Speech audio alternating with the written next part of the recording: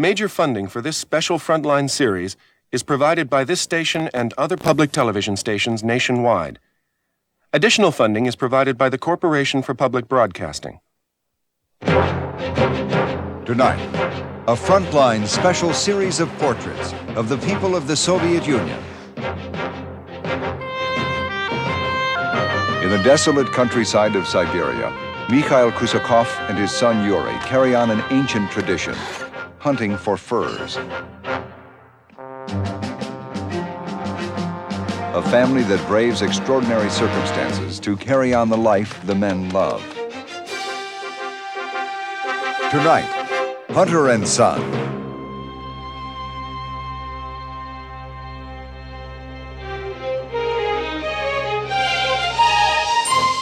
From the network of public television stations, a presentation of KCTS Seattle, WNET New York, WPBT Miami, WTVS Detroit, and WGBH Boston. This is a special Frontline series with Judy Woodruff. Good evening and welcome to Comrades, a special Frontline series on life in the Soviet Union. At a time when the world is wondering where is the Soviet Union heading, how far-reaching will be the reforms of Mikhail Gorbachev and how lasting. We're bringing this series to you again because of its unique look at the lives of Soviet citizens.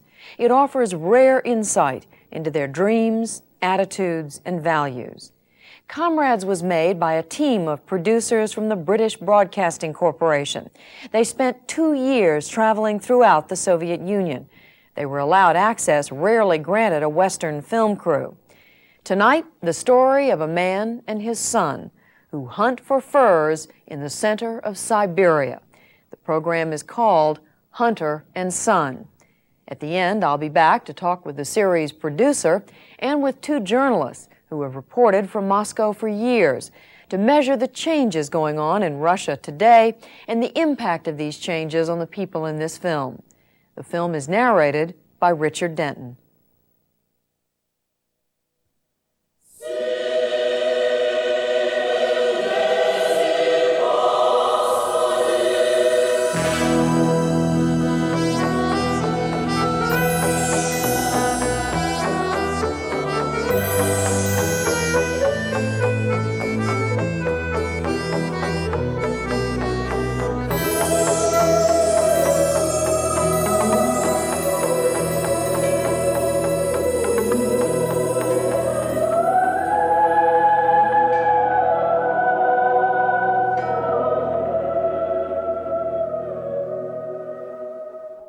Siberia.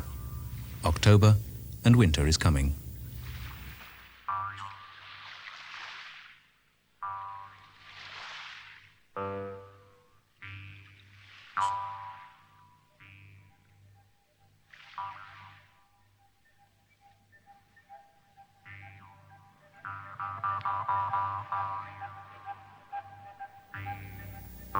By November, it has arrived. The snow and ice will now dominate life and landscape for the next 4 months. Here, in a settlement called Preobrazhenka, 800 men, women and children prepare to face another Siberian winter. But the village isn't hibernating. It's working. Preobrazhenka is in fact only 60 years old, built and maintained by the state as a collective farm. It's harvest time, and the harvest is fur.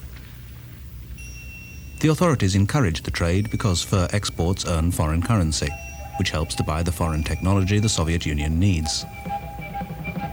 The hunters here still work much as their fathers and grandfathers always did, but now they sell their skins exclusively to the state. Here, the first month's catch is checked, graded and bought by Yuri Kuzakov, who's trained and qualified as a fur expert.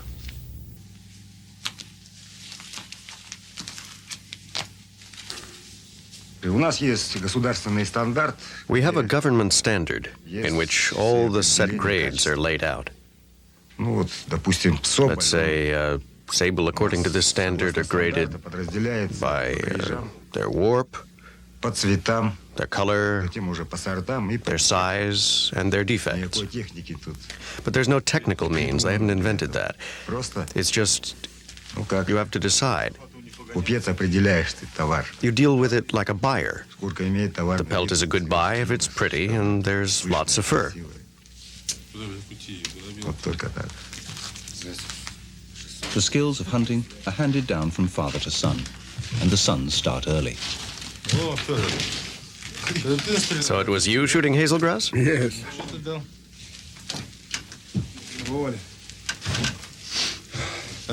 Who got the sable? Was it your shot? Well done, kid. Staying overnight here?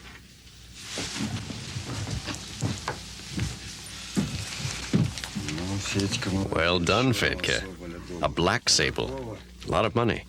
Соболь. A sable of Barguzin warp. Соболь баргузинского кряжа The first color. первого цвета. If there are no defects, it's worth 200 rubles per skin. 200 рублей одна шкурка. 200 rubles is the average monthly salary of a civil engineer in Moscow. The boy has just earned 330 rubles. To protect the species here, there's a system of quotas that limits a full-time hunter. But few hunters earn less than 5,000 rubles in a season.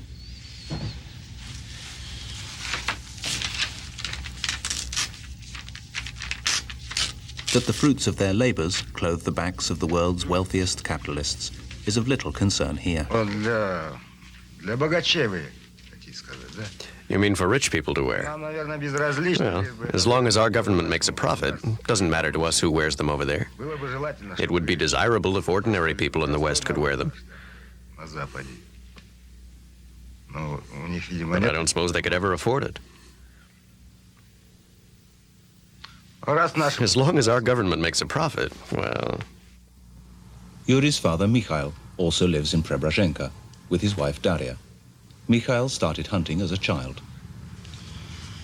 Охотником стал я любителем отлавливать. I started hunting for fun, catching rats in traps.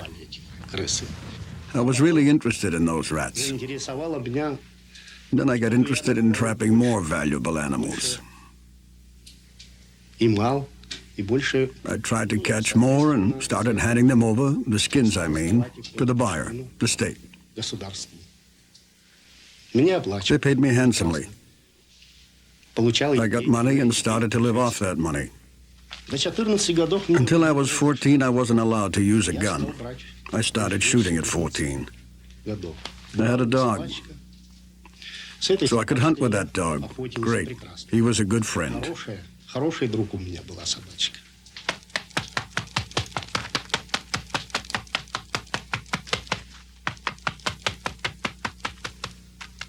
Тяжело было охотнику. It was hard to be a hunter. Ходили We пешком. mostly walked on foot, carried everything ourselves. На себе. Лошадей We had no horses. They were always being used somewhere else. на себе котомку. We had knapsacks and special sledges, which we pulled Вот ourselves. шагая с ней идешь. There were no log cabins, nothing. Ходишь, вот такая стужа, такой You went out мороз. and it was so cold, such bad snow and frost. You just start a fire and settle down next to it. У этого It костра was really a very hard time for hunters then. это очень для охотника тяжелое время было.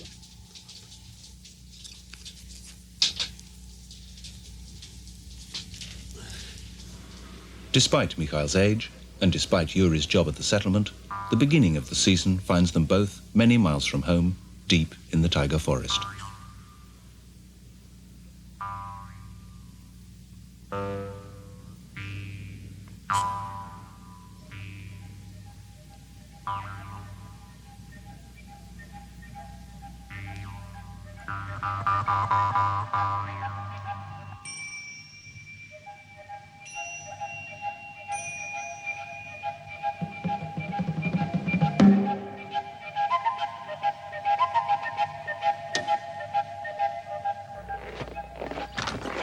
The day begins at sunrise.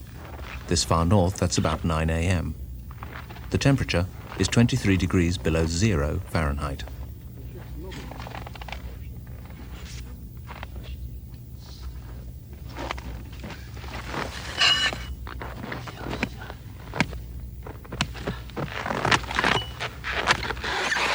The dogs, which sleep outside, are fed on carcasses left over from the hunter's catch. At these temperatures, even a Siberian husky feels the cold.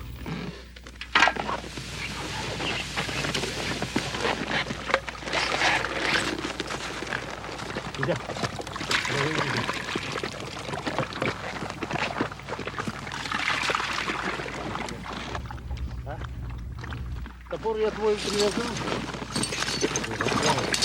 Обязательно. Что, съел? Ну-ка иди туда, иди. Нужно вот быть в зимовье. I need to come to the cabin. Быть в зимовье и сходить. I need to be in the taiga. I want to see what kind of little animals are in the taiga now. И хочется. You have to take them on. It's a spiritual thing. Душевно. Я не могу не охотиться. I couldn't not hunt. I always look forward to the season. Вот этот сезон, я не могу дождаться его. I can't wait for it.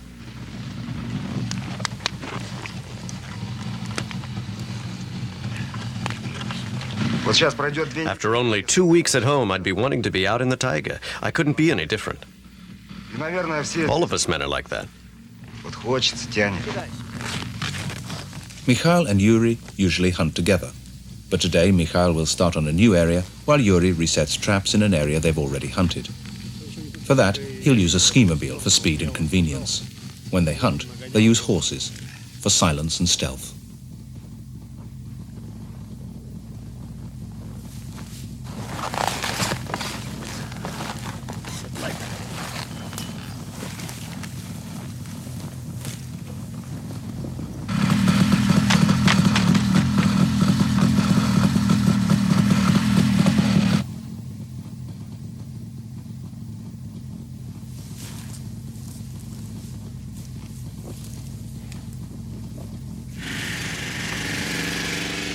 Ну, это, во-первых, любовь, наверное. First and foremost, it's love, I think. The desire to go into the taiga. Во-первых, это общение с It's the oneness with nature, the wildness of it. Интересно. And the wilderness is beautiful, and it's interesting, too. Однообразно. Some people think the taiga is monotonous, but it's not. At every step, there's something new, Виды, много очень. some beautiful scene. Красиво.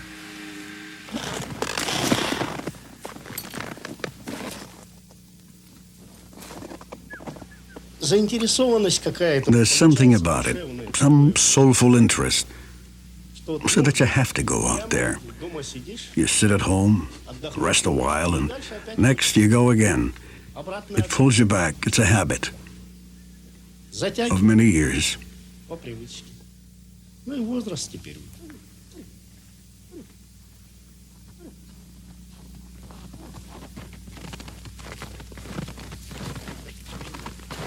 Когда-то мы осенью заезжали. We usually set off for the cabin in the autumn. We were coming out there. It was getting dark. But that autumn, there weren't many berries about, and the brown bears were still moving around. You know, the ones that hadn't started their hibernation. About 300 yards from the cabin, the dogs started barking. The way they barked, we knew they had found some animal. As it sensed our presence, it ran away into the woods. We tied up the horses, took our guns, and went after it. It took off again. Now, we had food in the cabin. We went in. It had ripped off the door, torn off the roof, smashed the window, and eaten all the food. We come closer. The dogs are still barking. Yuri, I say, don't go too far from me. You just go to the left side, and I'll go to the right. Let's keep along a tree line. We walk about 60 yards toward the barking. I say, can you see it? No, he said. I ask again, can you see it? Still no. And suddenly the animal leaps out of a thicket, leaps and sits on his behind. Was he huge? A haystack. I say, can you see it? Still no, but I can. So I fired. And he took off about 100 yards so fast that the dogs couldn't catch him. Then they started barking again. We hear some barking and some not. We come close. The brave dogs were tearing at him. He was already down. The cowards were sitting around barking. Well, he was still pawing at them, trying to catch one. But one more shot, and he was a goner.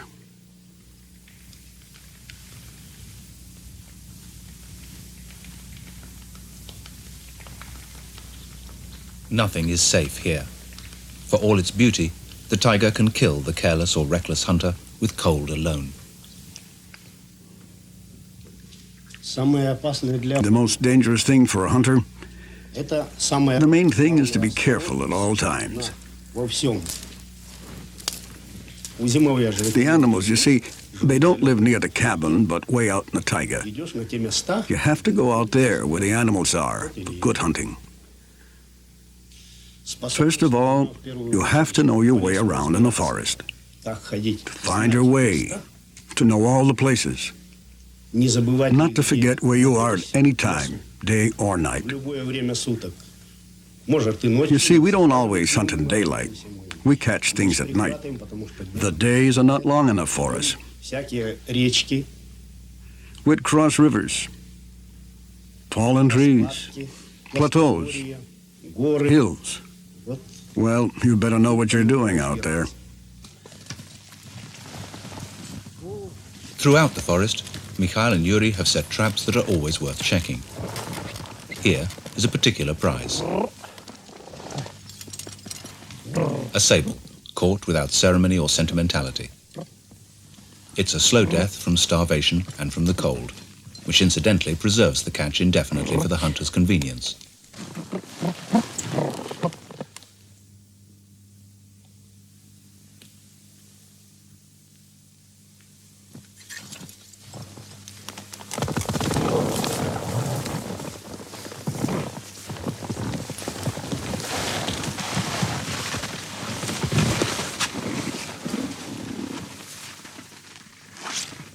At first sight, the taiga does not seem to be teeming with animal life.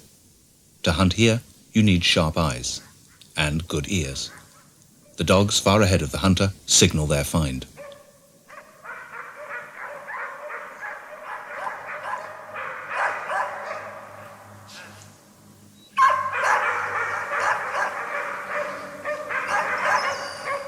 The prey tries to escape through the forest roof. The dogs follow on the forest floor.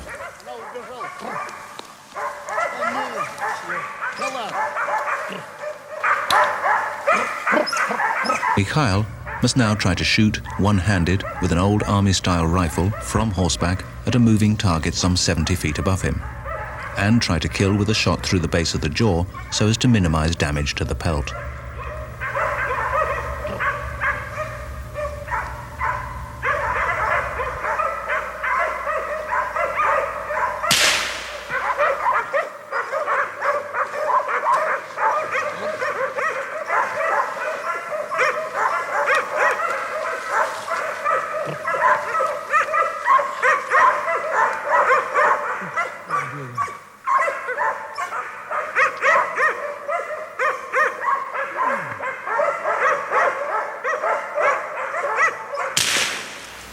Got it. It's a squirrel, worth about 15 rubles.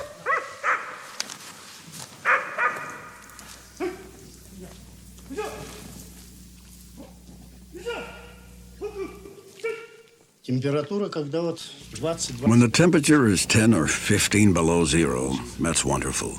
Very good temperature for hunting. When it's colder, 20, 30, 40 below zero, then it's harder.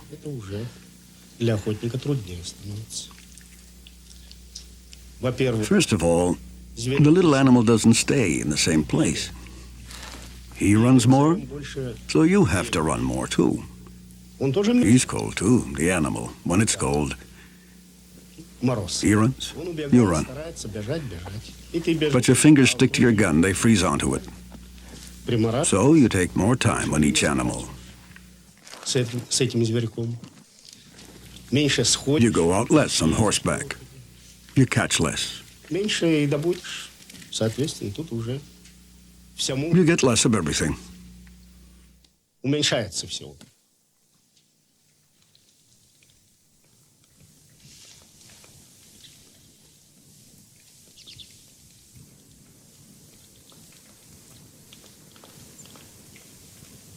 Back at the cabin, Mikhail has time to skin his sable before Yuri returns.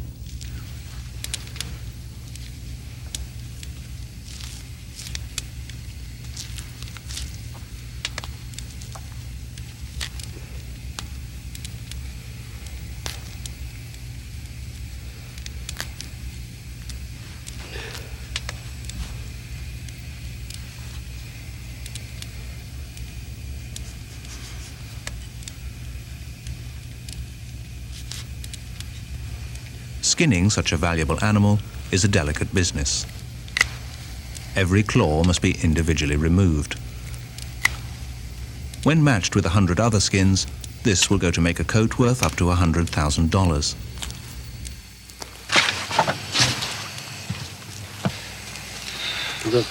All right out there? Out there, it's all right. Did you thaw out the sable? I skinned one and thawed another.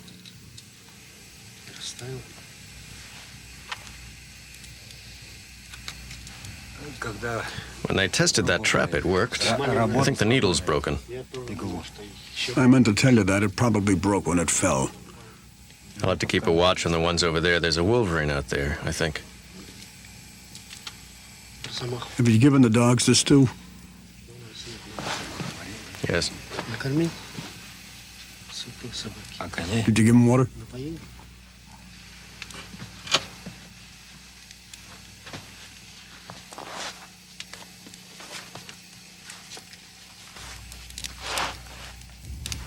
Stoking up the primitive fire will keep the cabin warm, at least until they're asleep. At night, the temperature can fall to 50 or 60 below zero.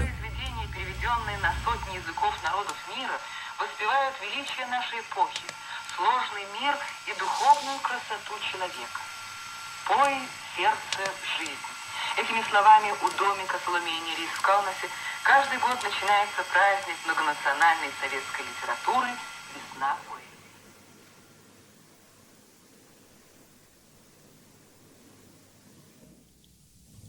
Back at Preobrazhenka, life is not much easier, and with most of the men working as hunters in the taiga, it's the women who maintain the settlement.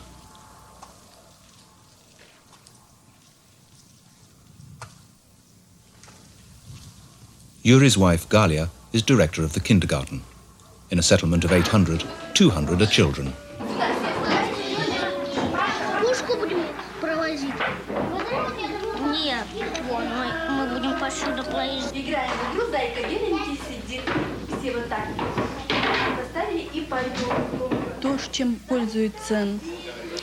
Everything children have in the towns, the children have here too.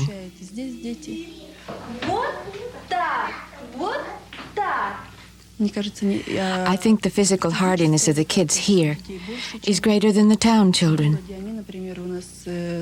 For example, here they're skiing from an early age. Skiing, skating, playing hockey. Down to 24 below zero, they're allowed to be outside. Our children are tougher than those who live in milder climates. They can take more.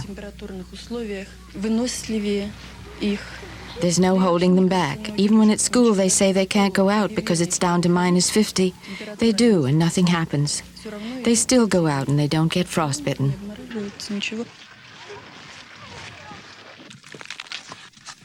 Mikhail's wife, Daria, is beginning to tire of being left alone in the winter months. Well, I keep telling him that it's hard for me to do everything for the home. I have to fetch the water, feed all the animals, clear the dung, put out the hay. It's hard work. After all, I'm past retirement. My hands hurt, my feet hurt. We need water, firewood. I have to light the stove and do everything.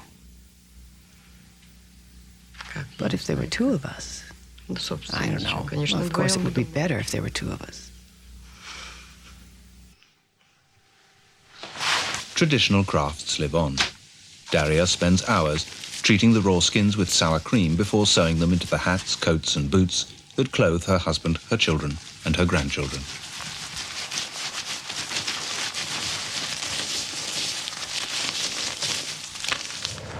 At this time of year, only the somewhat antique but reliable Antonov biplane reaches Preobrazhenka on a regular basis. It runs a kind of bus service to the other settlements and to the nearest town some 500 miles south.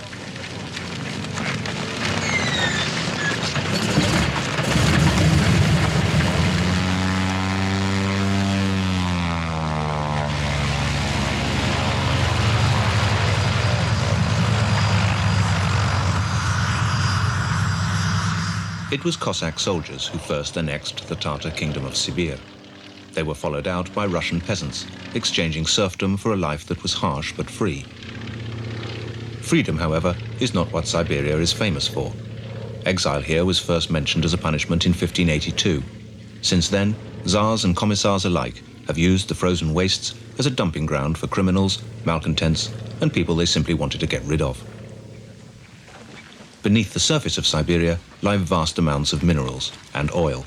Elsewhere, the land is being exploited, but at Preobrazhenka, nothing much has changed.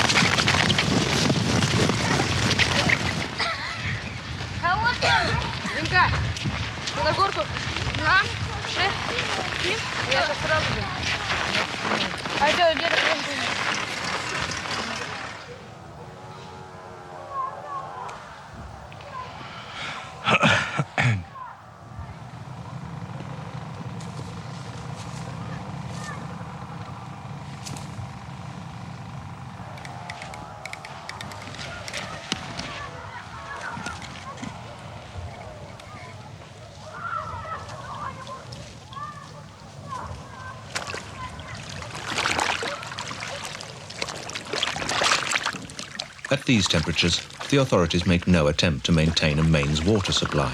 A hole in the ice on the river is sufficient.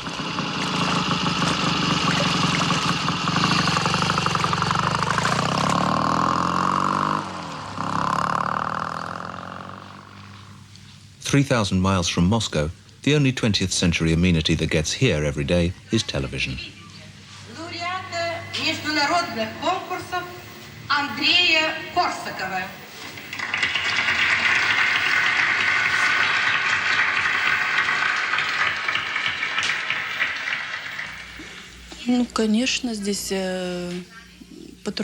Of course, it's harder to live here than in a well-appointed apartment. You have to do everything for yourself here. You have to get water for the garden in buckets. You have to chop the wood, light the stove twice a day, all by yourself. But we're used to it. To start with, it was hard after the city.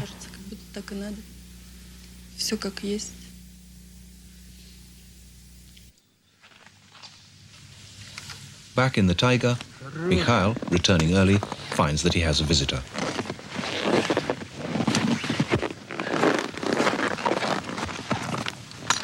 A hunter from another settlement, deciding that he's strayed too far to return safely to his own cabin, has called here to stay the night. All the hunters know the locations of other cabins, which, even if they're not in use, must have available food and fuel.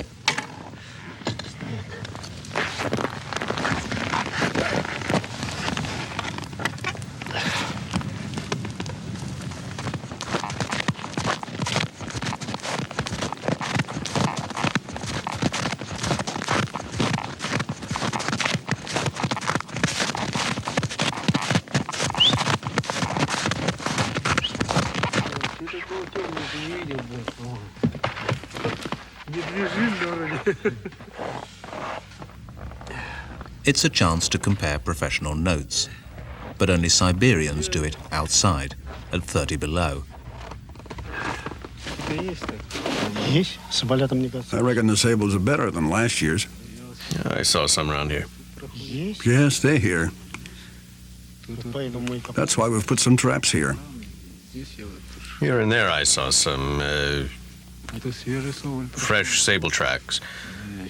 So I thought there might be a few running about.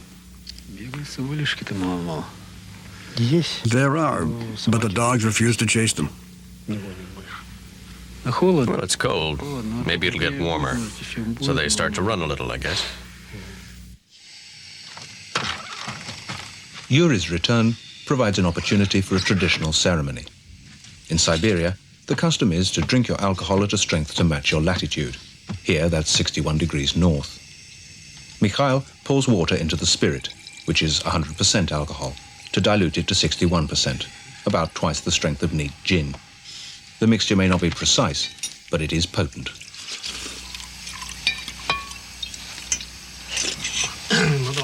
Right, let's drink to our meeting.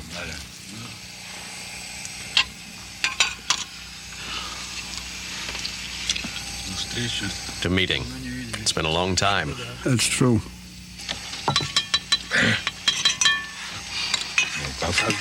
When did we meet last? 4 years ago? Я 5 числа приходил туда. Берегом. Юра, поставь сюда, да? Не бегать себе дом-то.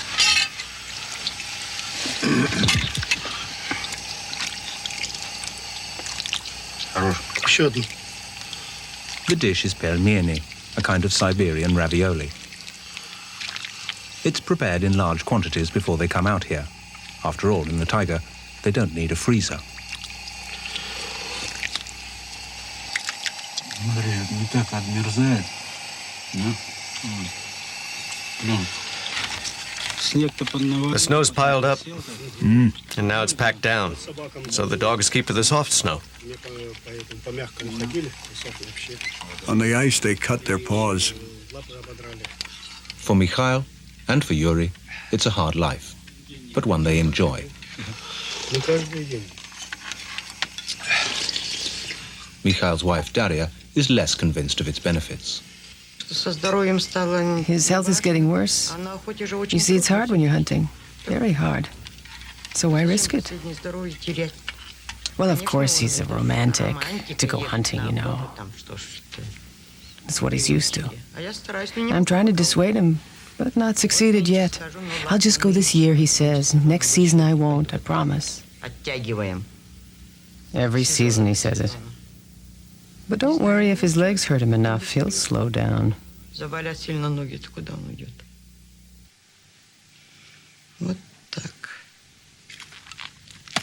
Mikhail and Yuri are preparing to return. The first part of the season is over.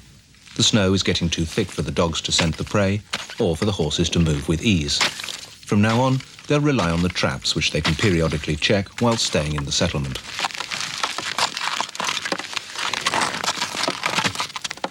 The nervousness of the horse is well-founded. Already this season, one of their horses died an agonizing death, having fallen through this ice.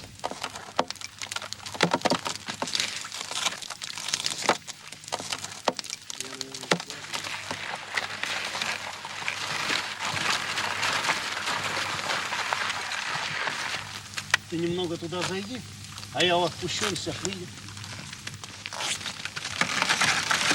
It's difficult to imagine that in summer this land swelters in the heat. The people fish for a living and crops grow. Back at home, last summer's crops are reappearing. A traditional homecoming feast is prepared.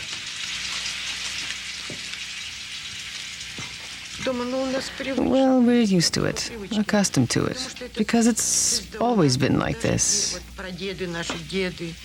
Even our great-grandfathers were hunters. From childhood, we're used to them going off to hunt. We're used to seeing them off, waiting for them, meeting them. That's the way that it is. There are traditional delicacies too, like raw moose liver.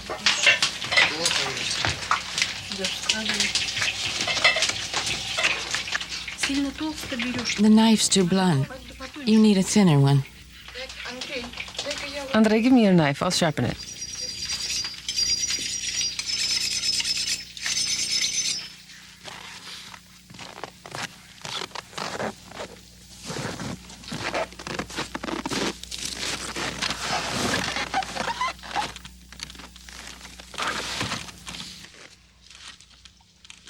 Have you found the gloves?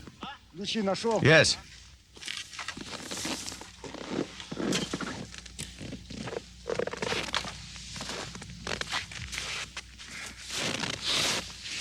Давай я сама.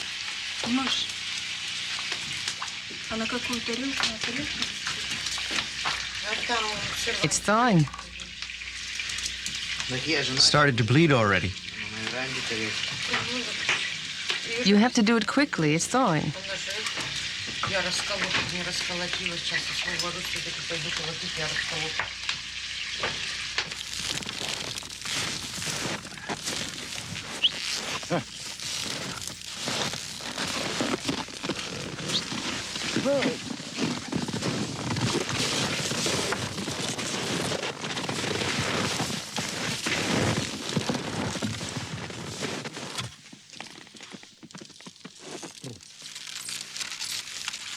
The trip home will take 14 hours, and the temperature has fallen to -40.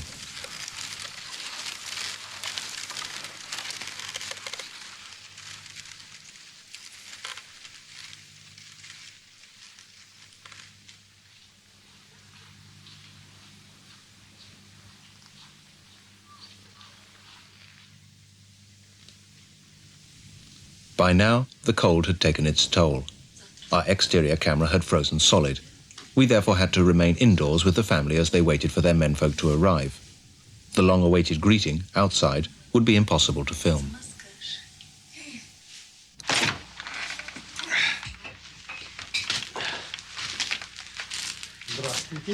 Здравствуйте. Галина Николаевна. Раздевайтесь. Take your things off. You must be freezing. Yes, it's cold. And where is Yuri? Yuri took a different track. We didn't know who'd get home first. I'm first, but I lost my dogs.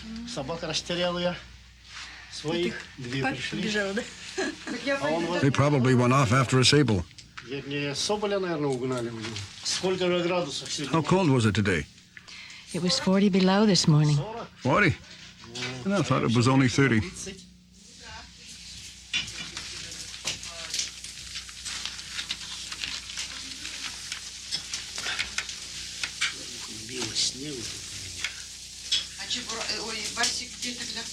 Они остались, видно?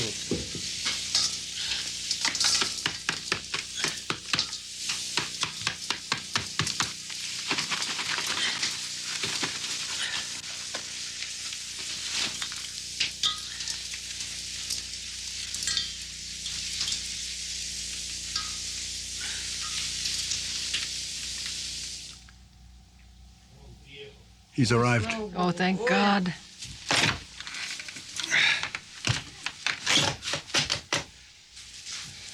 Hi there. Only after a steam bath, which their wives consider mandatory, are Mikhail and Yuri allowed to the table. Там не войдете? Я войду. А Оля еще? Сюда поближе, Андрей. Валя не приехал? Приехал. Когда? Он сейчас звонил. Он 12 года. Он звонит?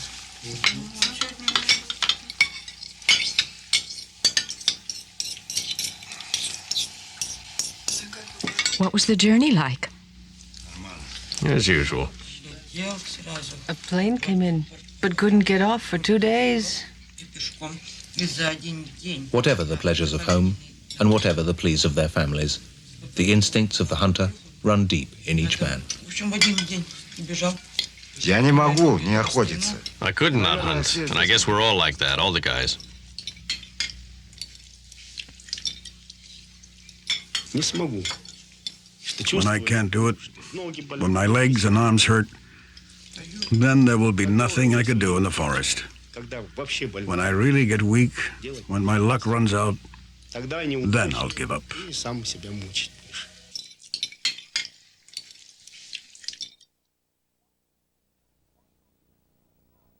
That was Hunter and Son. We'll talk now about Siberia and life in the outer regions of the Soviet Union with three people who know a great deal about that country. David Shipler was correspondent for the New York Times in Moscow from 1975 to 1979. He's the author of the book, Russia, Broken Idols, Solemn Dreams. Paul Quinn Judge is Moscow correspondent now for the Christian Science Monitor. And Richard Denton is the series producer for Comrades. Richard, 40 degrees below zero, freezing cold, your camera wasn't working. Why did you go to Siberia? It's a very good question, isn't it? It's a question I asked myself a lot when I was there. It was irresistible, actually. The opportunity to go there was irresistible. In some ways, the film has actually less justification than some of the other films for its existence. It's just that it was an irresistible opportunity to go there. And also, Siberia is an image in people's minds that I thought was worth investigating, just in the sense of going to it. How did you pick this particular village, this town, these hunters? How did you find them? Well, once we'd established the idea of doing hunters, which seemed to be a thing we could do there, it was the local Gosteli Radio people who came up with a number of towns. This was the most northerly town we could get to. Gosteli Radio is the Russian television people with whom we were working to try and get to these places. It was the most northerly place we could get. It was the most remote place we could find and still get to. I mean, it took us 2 biplanes made of paper and string and God knows what in order to get us there. And we got there, and then we met a lot of the hunters, and it was Mikhail who particularly appealed to us for obvious reasons. I mean, he's just a wonderful character. Were they any, because it was so remote, do you think they were any more relaxed, at ease with you than, say, someone in Moscow or in a city might have been? They're slightly more relaxed people in the sense that they're further from Moscow, so they're less inhibited in that respect, but they certainly are not used to seeing foreigners. In fact, Mikhail's son's wife said that a friend of hers had a cousin whose sister-in-law she thought had met a Belgian once. But that was as close as they'd ever come to foreigners. Oh. So from that point of view, it was slightly odd for them. So you were a bit of a novelty. Yes, we were, yeah. And yet, on the very first day when we went out to the cabin, neither of the hunters were there, and Alan and I went out for a walk to try and see what the place was like, and as we were walking, this hunter came past. We'd never met him. He didn't know who we were or anything. He just walked past and said, or something, and walked on. These 2 loonies standing in the middle of the Siberian taiga, and he doesn't even ask. I think the film is totally justified, and I don't think it's in the least bit irrelevant. Siberia is a fascinating place. We have, I think, nearly all the stereotypes we have of it are wrong. Siberians are very interesting, very unusual people, but I think to many Russians they epitomize what real Russians should be. So if you start to get into the head of a Siberian, you get an idea of how a Russian sees him or herself. What do you mean by that? That they epitomize what Russians think a Russian should be?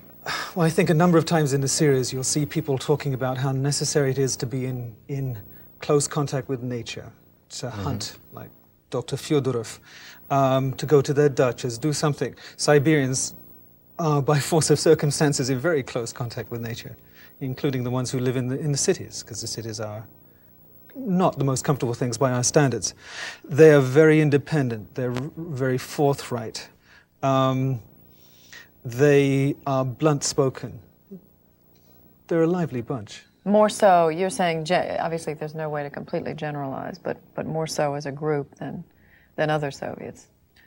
Yeah, they have a very clear sense of personal identity, of self-identity, of people who are facing the elements. Well, what about the stereotype? I mean, is the stereotype that when we think of Siberia, we think of prison camps, we think of people going off into exile. Is that just totally wrong? It's not wrong, but it's only half of it, in a sense. I mean, there are prison camps in Siberia still, many of them. Exile has been used throughout Russian history in greater or lesser degrees. I knew quite a few dissidents who spent time in exile, which meant living a relatively normal life in a small Siberian village, for the most part, or a Siberian city from which they were not permitted to leave. But some of those people, and some exiles through the decades, have actually chosen to stay in Siberia after their term of exile ended. I knew one woman who was a geologist by profession, who was very active in the democratic human rights movement in Moscow, who was exiled, and she actually had a very nice time when she came back to Moscow. She said, I actually seriously considered staying there, had a little cabin and a garden, and it was beautiful, and I came back only to continue working for human rights. So Siberia is a beautiful place. I mean, it's vast, so it's hard to generalize. Some parts of it are pretty dreadful in the summer. Let's talk about, what are we talking about? When we talk about Siberia, most people think of this as sort of the corner of the Soviet Union, but it's much larger than that. It's more than half of Russia is actually Siberia. Russia being, what, a third? I don't know what the proportion of the Soviet Union is Russia. I should do, but I don't. But I mean, it's everything from the Ural Mountains onward could more or less be described as Siberia. I mean, we actually went to a place that was kind of archetypally like one imagines Siberia to be. But Siberia is just sort of half of the Soviet Union. And the countryside is varied. There are beautiful mountains around Lake Baikal and many lakes. In fact, I remember an official in Yakutia, a republic in Siberia, telling us they love statistics, and they told a couple of us who went out there, there is one lake for every inhabitant of Yakutia. There are beautiful forests, as we saw in the film, and for anyone who likes the out of doors and who likes to be close to nature and who is drawn by the freer spirit of a frontier, Siberia has a magic lure. And who likes to make a lot of money. Yes, because there are bonuses. Paid a lot more in Siberia. Bonuses, extra vacations, and all kinds There's of that privilege. much of a difference between Siberia and the rest 80 to, in the coldest areas, 100% bonus on your salary. Because they and you need get promoted workers. when you're younger. You get a lot more seniority, a lot faster, you make your money. A lot of people are going from places like the Ukraine, they go to Siberia, they can retire probably around about the time they're 40, 45, because also the retirement age is pushed up for people who serve in Siberia for a long period. And this is not just people in the party, I assume. This is... No, I think a lot of people who... But that much more, definitely not in the party. You're that much more distant from the party there. I mean, you get all the advantages of the communist system and fewer of the disadvantages. We wanted to film there, for instance, on November the 7th. We wanted to start. In fact, we filmed a bit later. But the reason they didn't want us to come on November the 7th, because we thought we'd go there and film the celebrations of the October Revolution in front of the little cabin, which was the Communist Party headquarters. And the man said, no, don't come then, because if you come, we'll have to do something. You know? I mean, the idea being that as long as, if there was somebody there, they'd celebrate it, but otherwise they weren't going to bother. I mean, there really is that much latitude to observe the party formalities. Who's going to know if you don't celebrate the October Revolution? When you get away from what they call the center, that is Moscow and European cities, there's a little bit of unorthodoxy, a bit of political irreverence that you don't find in the political centers. And there's a kind of fun-loving atmosphere that is very closely related to nature. I mean, I was out there in Yakutsk with a colleague from the Washington Post, and we told our hosts that we wanted to go out into the taiga. This was in January, and it was 40 below. And they said, great, we'll have a picnic. And we said, what? We had visions of seeing it from the warmth of a Jeep Looking or something. Looking through a window right? or something. So they went and bought fish and potatoes and carrots, and we went out in this Jeep, and fortunately that day it got a little warmer. They said spring was coming. It was only about, I think, 25 or 30 below zero. And they went and broke branches off trees above the snow and scooped snow away and built a fire and cooked this wonderful meal. And it was like being on another planet, because we had these bottles of mineral water, which we were trying to keep from freezing. But when we put them too close to the fire, they'd boil. So we'd move them a little bit away and they'd start to freeze. So we were constantly adjusting them. It was great fun. But Siberians are very, very dubious about the values of Muscovites, both their political and their social values. And when I was in the Kolyma River Valley last year, which is one of the areas where most of the camps were, some of the nastiest of the camps, they're now building a hydroelectric station there. And the man who took us around, we were standing in this brutal cold. He hadn't got his jacket done up. This is a man who lived most of his adult life in Siberia, with the exception of 2 years in Hanoi, where he was blown up by the US Air Force. And he noticed that we were suffering from the cold, and he said, well, when we have visitors from Moscow, we tend to take them out here. And he said it's just particularly useful when we have officials coming, because we can resolve questions much faster out here. And some of the officials I talked to complained that Moscow didn't understand that they had to spend more to build housing there, because naturally the walls had to be thicker. They needed a third window in addition to the double windows to prevent the houses from getting cold. Life is difficult, and if you talk to people who've lived in small villages where there is not central heating, for example, no plumbing, you get a picture of a very tough life. I knew people, for example, who lived in log cabins where when you put anything on the floor, it froze because the wood stoves heated the place, but it was, the heat would rise and the floors were really quite cold, and they had to lug their own water in the winter, and sometimes the wells would freeze, so water had to be trucked in. The floors do get cold. I mean, I slept on the floor of that cabin and it got cold. Yeah, I can. Presumably you had a blanket or something. I had a sleeping bag. You're tough, Richard. I'm a tough. Can't you see?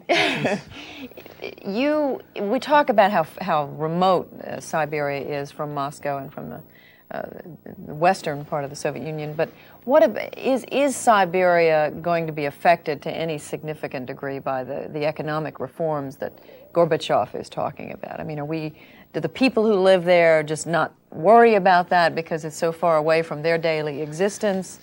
Well, some of the first social criticism of the state the country was in under the previous leadership, of course, came from two Siberian writers who laid out in their books, this is Rasputin and Viktor Astafyev, who laid out a picture of social decay as they saw it.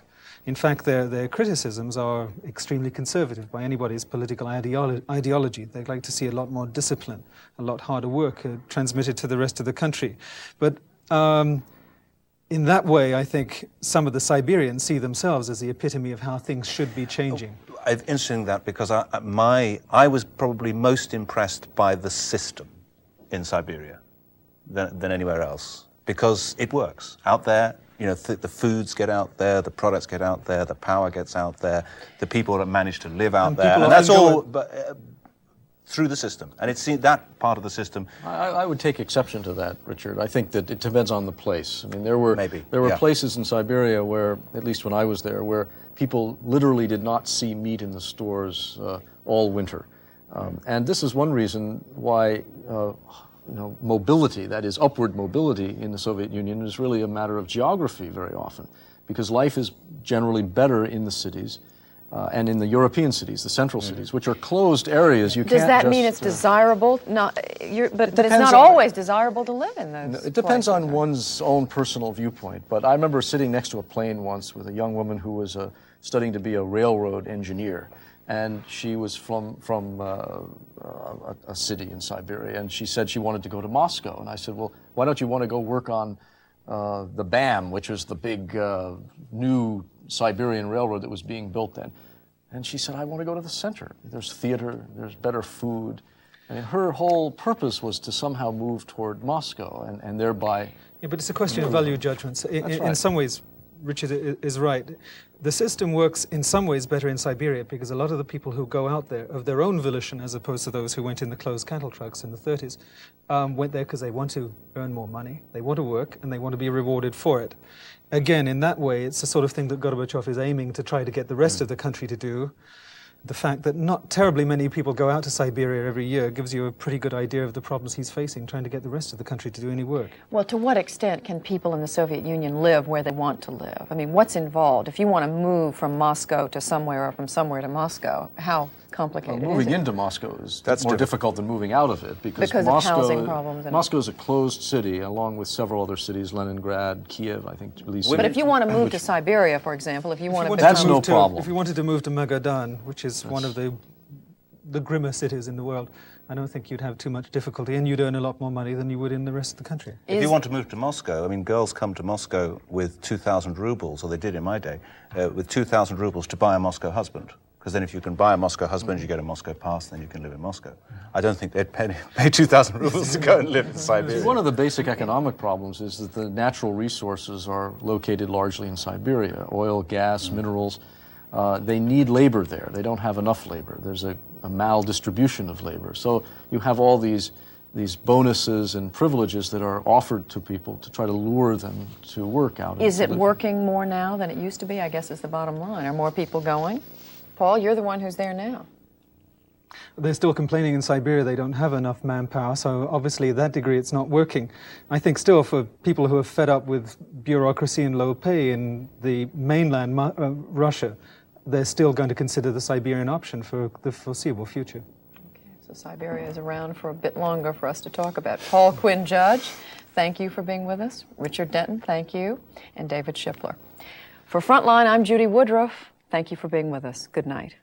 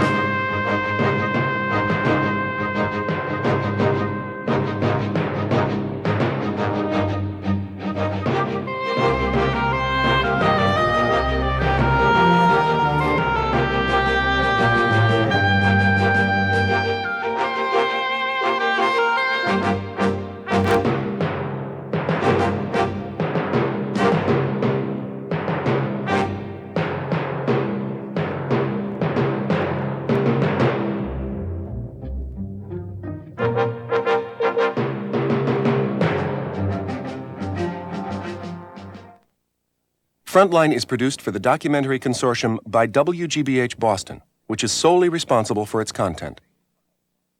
Major funding for this special Frontline series was provided by this station and other public television stations nationwide.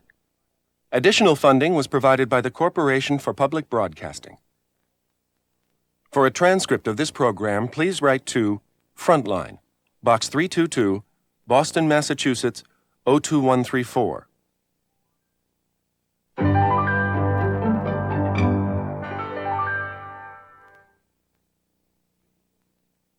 For videocassette information about this program, write to Films Incorporated, 1213 Wilmette Avenue, Wilmette, Illinois, 60091. This is Sergei Kuryokin, an underground Soviet musician who leads a band called Popular Mechanics. The authorities say his music is too wild, too uncontrollable. Sergei says it's his life, his message. A portrait of Sergei Kuryokin, made without permission of the Soviet authorities. Watch All That Jazz next time on Comrades, a special Frontline series.